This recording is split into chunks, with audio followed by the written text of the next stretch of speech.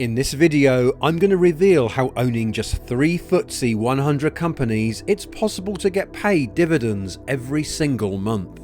Passive income in the form of dividends flows to you whatever you are doing, watching TV, taking a stroll, or simply chilling out. I've always been fascinated with passive income and I now get paid every month.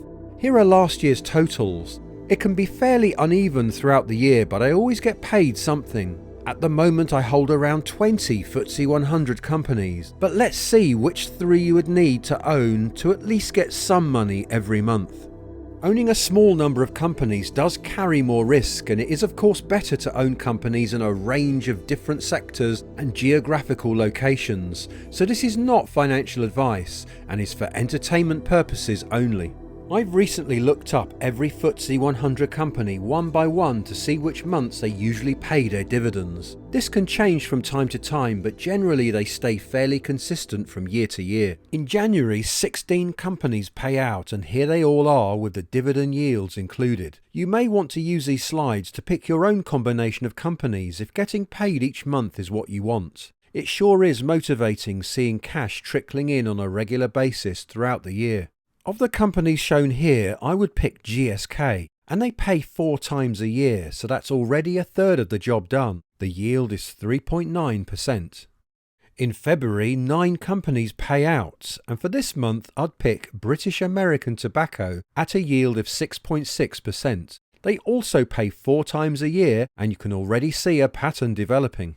In March, 12 companies pay out, and for this month it's a difficult choice between Unilever, BP and Shell. All 3 would suit the bill as they all pay 4 times a year. I'll start off by picking Unilever for this example. Let me know in the comments which of those 3 you would pick, and please give that like button a quick tap as it really helps out the channel. Thank you. In April, 8 companies pay dividends, but I've already selected GSK, so no need to worry about anything else. GSK have had a difficult year, but they are a more streamlined business now. The dividend is reasonable at 3.9% and it looks fairly stable. This chart shows how the dividend has changed year by year. In May, we have a huge number of companies paying dividends to their shareholders, and I'll just mention again that these dates can change occasionally, so it's not totally guaranteed. British American Tobacco pays out again here. The yield is high at 6.6% and the company has had a good year with the shares up 18% so far. Apart from a couple of blips, dividend growth looks very encouraging indeed.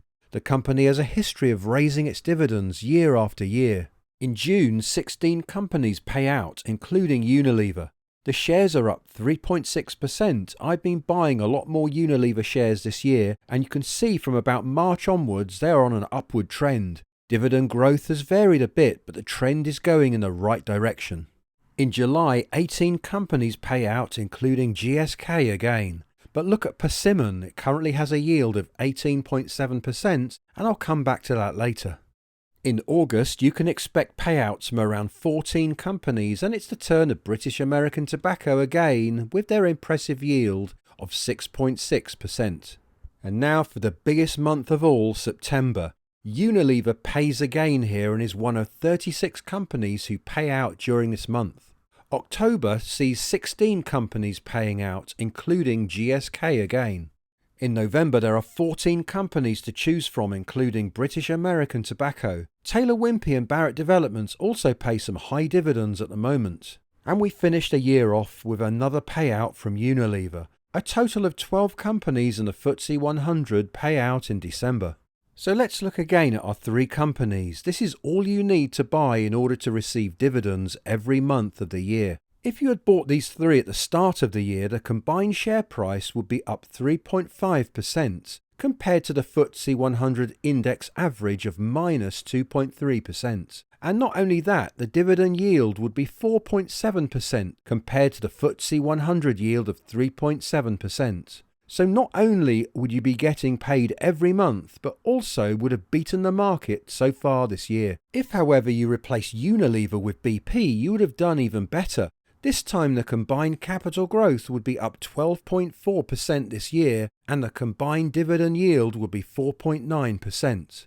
And just for interest, if your portfolio consisted of just these 6 companies, not only would you be paid every month, but the combined dividend yield is currently a whopping 10%. With higher yields, there is always a risk of a dividend cut, and the combined capital growth of these 6 this year has not been great.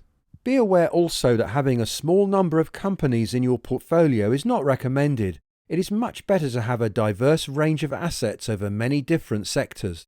In my own portfolio, I increased my diversification through a range of global index tracking ETFs. Please like and subscribe if you found this video useful. Now, to see my record-breaking dividend month, then click here. And to see how I avoid paying tax on my investments, then click here, and I'll see you in the next video.